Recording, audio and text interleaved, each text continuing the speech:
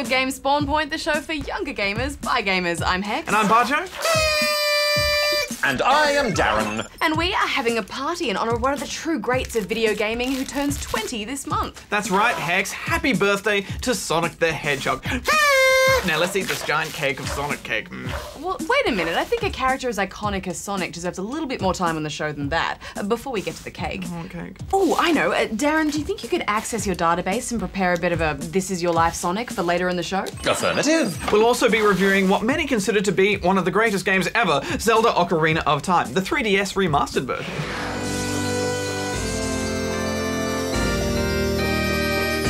So, Darren, when was the first Ocarina released? 1998, which happens to be the same year as Sonic Adventure for the Dreamcast. Well, a great year for gaming. I think we should celebrate with this cake. No. First, we need to check out National Geographic Challenge. Affirmative. What? Whoa! What? Negative, Barjo. I see what you did there. Barjo. Oh! Hey Hex, have you ever dreamed of exploring the globe to uncover the secrets of some of the most mysterious places on the planet? Well, no, but that sounds like Well, a great dream trip. no longer, because National Geographic Challenge is here and it aims to test your knowledge about many places around the world. I already know everything about the world. No, not everything, Darren. Just try me. All right, what's the population of France? Go. 62,616,488. Lucky guess. Well, like other quiz games before it, National Geographic is a trivia game with an emphasis on geography. It'll test your brain as you go about the planet to see how much you really know about this big globe of ours. There are a handful of game modes, including trivia-style party games, some picture puzzles for you to complete, as well as a career-based explorer mode. If you ever remember playing such educational titles as Where in the World is Carmen Sandiego, one of the best examples of educational gaming, then you'll know what to expect here. Ah, the elusive Miss Sandiego. There haven't been many games that have educated and entertained quite like that 1985 classic. But National Geographic Challenge makes a solid attempt with a multitude of geography-based questions, ranging from a country's size, famous landmarks, even its geological location relevant to other countries. Pretty tricky stuff. There's also oodles of archived images and footage that you can unlock to show off some spectacular-looking sights from around the world. These can then be pulled apart and reconstructed in varying puzzle modes to see who can get the best time. While much of this is beautiful to look at, many of the pictures didn't translate well into puzzles, I thought, leaving you to trial and error a bland piece of scenery until you found one that fits. Also, all of the puzzle pieces have to be manually straightened before you can even get started, so I found myself just going through one by one before I even began on the puzzle. Yeah, that was the weakest part of the game, I think. Explorer mode is the real challenge, as you verse up to 3 other friends in a Risk-inspired battle of the brains. If you're not familiar with Risk, it's a board game where you can battle opponents to take over countries and then eventually world domination. Sounds like my kind of game. But instead of clashing armies, you'll be clashing minds with a number of different question styles, ranging from multiple choice, picture puzzles, and even a few watch and answer video clip questions.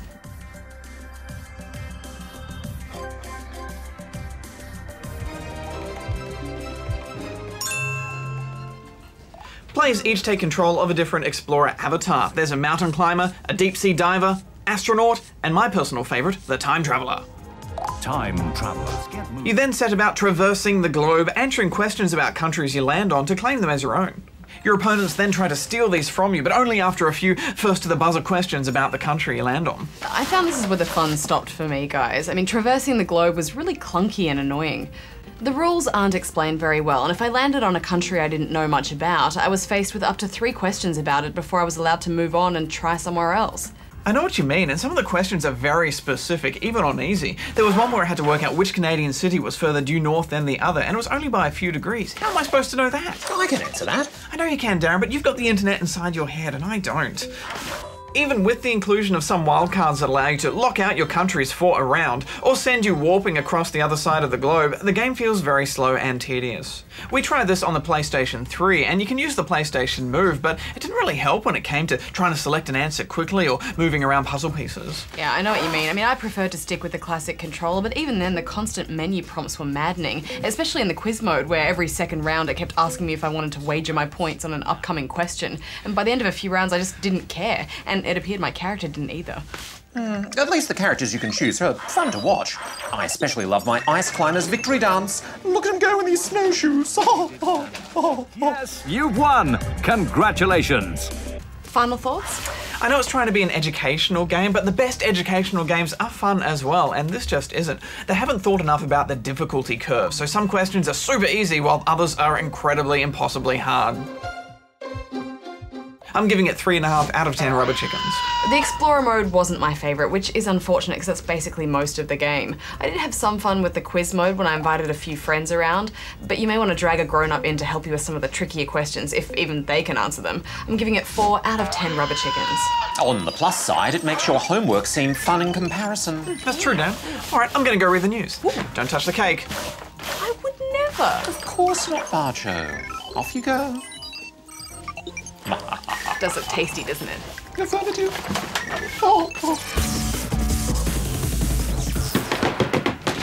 Barjo here at the Spawn Point News Desk, bringing you the latest gaming news from around the world. 2 years ago, Lucas Ordonez was the winner of the inaugural Gran Turismo Academy, a competition in which the best video game drivers were selected to become real-life pro drivers. Now, all the hard work has paid off, as Ordonez and his team have finished second in one of the most famous and grueling races of them all, the 24-hour Le Mans Cup.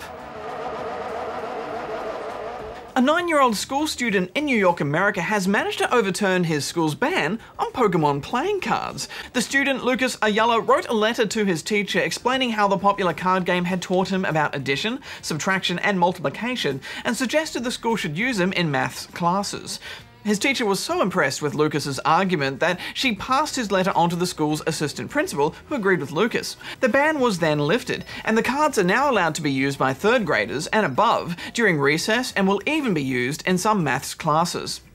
Microsoft has just released the official Kinect software development kit, or SDK, for Windows 7 computers. While programmers have been developing for the Kinect on PC for some time now, the new official SDK allows them to utilize more of the Kinect's capabilities. This includes the ability to track multiple people and fully utilize the Kinect's microphone. The SDK is free to download from Microsoft and includes several demos to try. What was that? This just in, there's cake in the studio. Troll. In fairy tales, trolls were monsters that lived under bridges and gobbled up travellers. Today's trolls are worse. They try to provoke people on the internet. For instance, a troll might type, "Trolling is a art." Your instinct will be to correct him. Trolling is an art. You may think you've won, but somewhere out there a troll is laughing at you. The only way to win with a troll is to not play his games. Beware. On the internet, anyone could be a troll.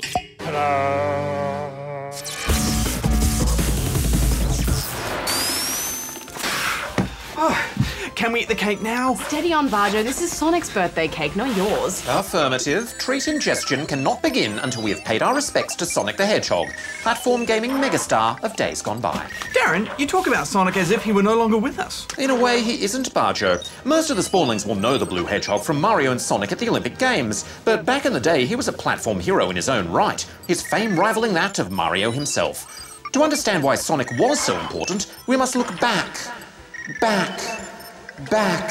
to the year 1991.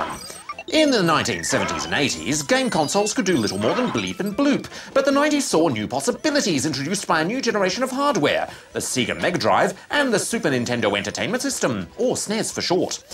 Nintendo's champion was Mario, but Sega had Sonic, and Sonic had an edge. That edge was speed.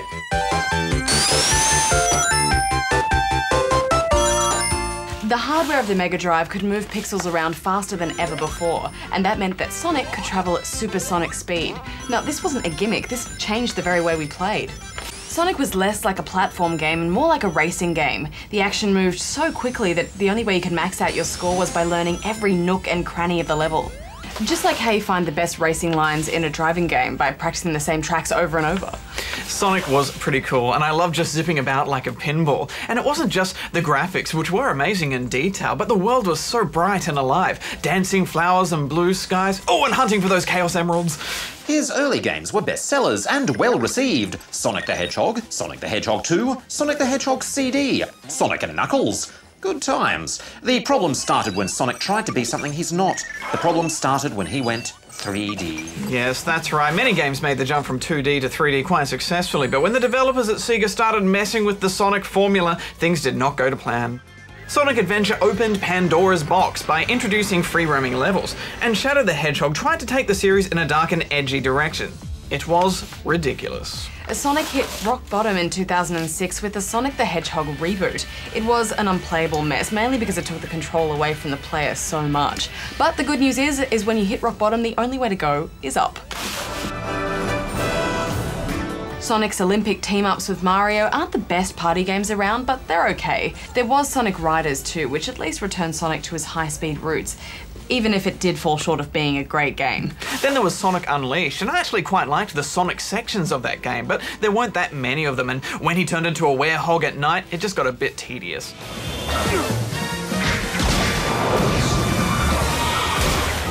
The good news is game makers are starting to realise that we want the good Sonic back. There was a fan-made Sonic game floating around the internet which showed true inspiration for the little blue guy, but sadly it wasn't made with permission from Sega, so you can't play it. Yeah, what a shame. It did look good, didn't it, Darren? But don't be too sad, because Sonic 4 Episode 1 came out not long ago, and that was pretty good, and Sonic Colors was even better.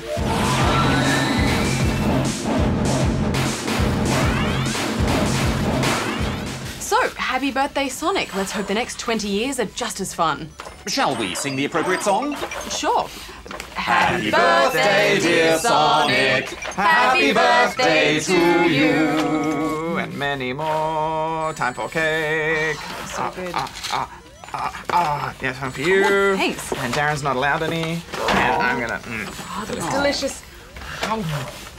Did you know that Sonic's arch enemy, Dr. Eggman, was designed to look like the former US President Teddy Roosevelt? Fascinating, Darren. And when Sonic the Hedgehog was first invented, he was originally called Mr. Needle Mouse. This is so good. And now it's time for Ask Good Game. Oh, can I take a little bit more? I could take just that bit. Oh, looks so tasty.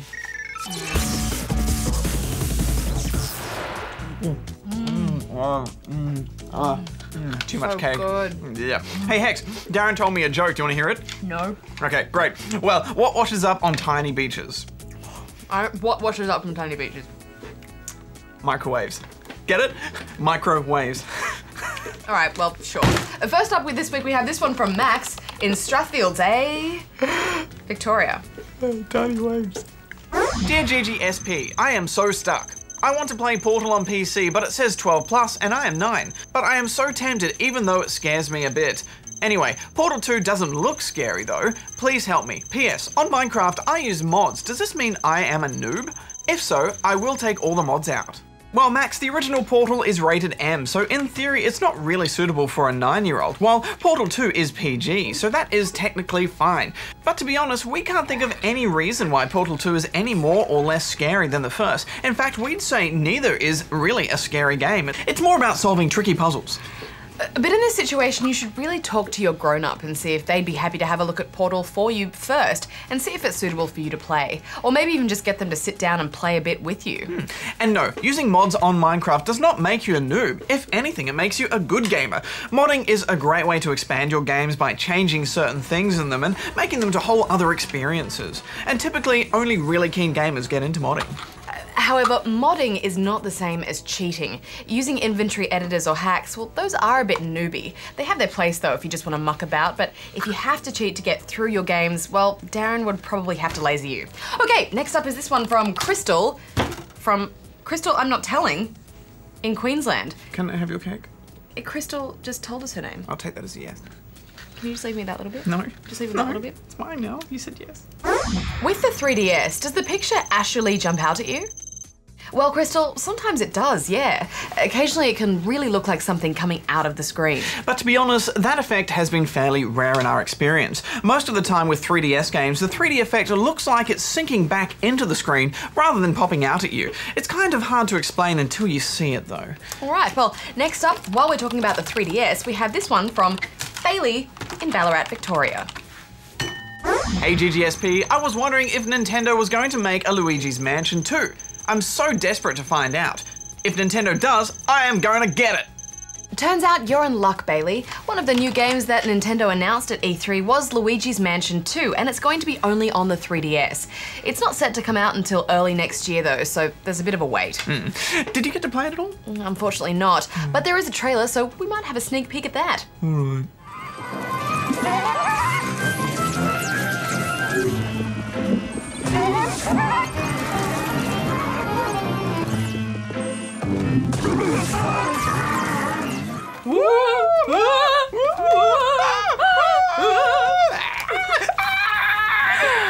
Alright, well, next we have another one about E3 from Oto7801 in Nowra, New South Wales. Sorry, got a bit carried away there. Hey guys, but this question is specifically for Hex. When you went to E3, did you hear about the Xbox 720? And how long will it take before it gets released in Australia? Thanks. Woo! Sorry to say, Oto, but no, there was nothing about a new Xbox at all at E3 this year. Not even a hint of it. But I did hear some rumours on the internet that they'll be showing the new Xbox at E3 next year. Well, as you say, Hex, those are just rumours, and we will have to wait and see until the new Xbox is officially announced by Microsoft. We won't know anything for sure until then. Indeed. Well, moving on to this one from I'm Not Telling in Melbourne, Victoria. I did hear the new Xbox makes cheese toasty sandwiches, which would make Darren obsolete. Whoa! Technically. Breaking news! Charging my laser. Yeah, you heard me. What is the best racing car game for Xbox 360? Should I wait for Forza Motorsport 4 or Need for Speed Run later this year? Hex, you're awesome. Bajo, you're the best. Darren, calm down. Stop cracking it at people. Yeah, he does get excited, doesn't he? Well, that's a bit tricky. Both Forza 4 and The Run are looking good, but very different racing games. However, until we get our hands on them, we simply have no idea if they're any good or worth waiting for at all. Yeah, but we loved both the latest Need for Speeds. Shift 2 Unleashed is a really intense racer, while the latest Hot Pursuit is pure adrenaline-filled madness. Yeah, Hot Pursuit is easily some of the most fun I've ever had with a racer. But of course, if you want something realistic with tons of cars and tracks and customization options, then Forza 3 is great too. Personally, I'd not wait, as you never know if they're going to be rubbish. Plus, you'll get to play games now rather than later, and that's always a good thing in my books. Yeah. But I think on that note, we'd better get back to the studio for Ocarina of Time. Indeed. Spawners, you all know what to do. If you've got a question bugging you, send it to us here. Let's a go-go.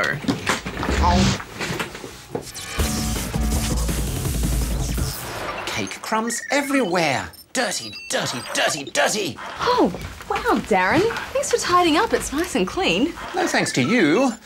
If you ask gamers to name the best game of all time, chances are they're going to tell you, rather matter-of-factly, that it was The Legend of Zelda Ocarina of Time on the Nintendo 64. Indeed, Hex. The original Ocarina of Time was released almost 13 years ago in 1998 and is considered by many to be a perfect game.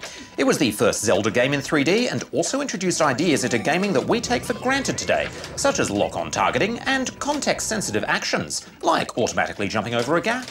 Not to mention the open plains, epic story, tricky dungeons, and beautiful music. Back then it was considered to be a masterpiece. So the big question is, now it's been remastered for the 3DS, is it still a perfect game by today's standards? Well, Bajo, I'd have to say yes, but let's get to all the improvements in a minute. 13 years is a really long time, and there may be some spawnlings out there who've never played the original and want to know what all the fuss is about. So let's get back to basics first. Okay, well, the story is pretty complicated. But like most Zelda games, some bad things are happening in the land of Hyrule thanks to the evil king of thieves, Ganondorf. It's up to Link to venture forth and save the day.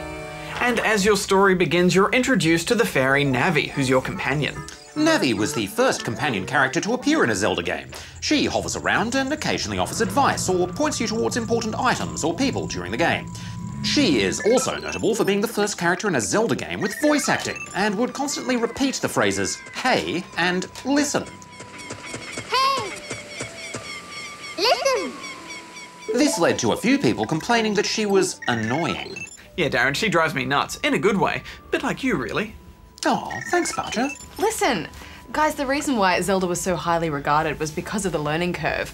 You start off with nothing, but pretty soon after you've run around for a little bit, Link will find his sword and shield. Then, slowly but surely, you're eased into all of the game's mechanics as you pick up new gear, your slingshot, your ocarina, and eventually your bow and arrow.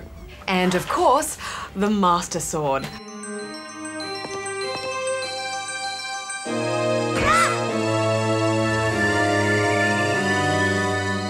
game is really great at giving you just enough hints to let you figure things out on your own. But that does mean that you need to pay attention at all times, or you might miss something and get completely lost. There's so many things you need to keep in mind, and I often found myself not sure of what to do next or where to go.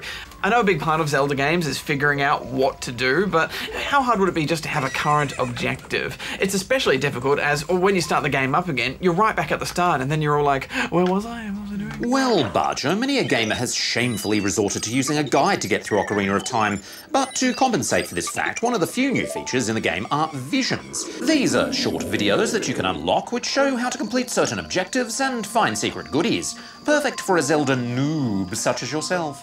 Hey, I'm no Zelda noob, I've just become a bit used to games being more helpful. But yes, those are great when you get stuck. But we should talk about the graphics because they've all been updated.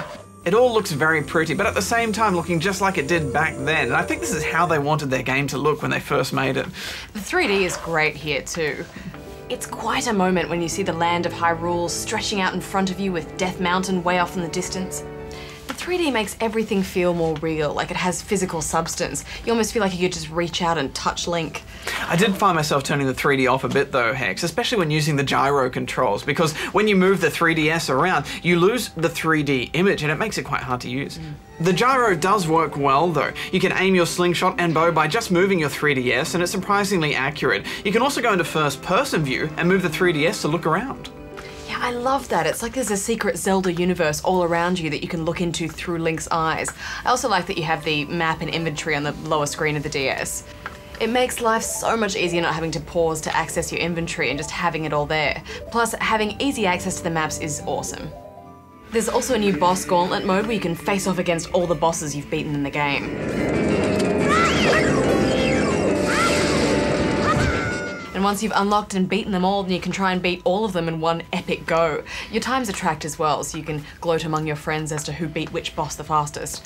Other than that, it's all pretty much the same as the N64 version, but they've really nailed that line of making it look and play like a newer game, but also keeping all that nostalgia there. Like the music, they didn't mess with that, for example, and it just brings back so many wonderful memories. You know, I think Ocarina of Time is just the perfect game to be remastered. It was so ahead of its time when it came out, and now with a new coat of paint, it really is the most definitive version of one of gaming's most defining games. I'm giving it 10 out of 10 rubber chickens. For those who played the original, I think enough time has passed now for them to go and play this and still feel like they're having a fresh experience. And for newcomers, with all the updated graphics and the extra features, it's just a wonderful game. So I'm giving it 9.5 out of 10 rubber chickens.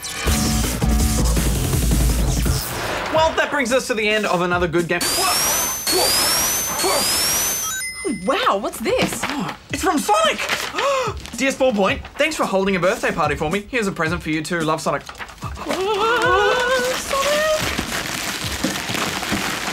Oh, awesome! Oh, apparently they only made 1,000 of these in the whole wide world, and you can't buy them anywhere. You know what we should do? We should give this away as a competition prize. Great idea! Yeah. You know, as it's Sonic's birthday, why don't we make it a designer birthday card for Sonic competitions? Yeah, they can draw pictures and write one of those greetings inside, and the very best one will win this Sonic statue, and we'll throw in a Good Game Spawn Point t-shirt. We'll put all the details about how to enter on our website, but it's pretty simple. Make a card, post it in to this address. And remember to put your name and address on the back of the card so we can contact you if you win. Well, that does bring us to the end of this week's Good Game Spawn Point, but we shall return next week with a review of Wii Play Motion.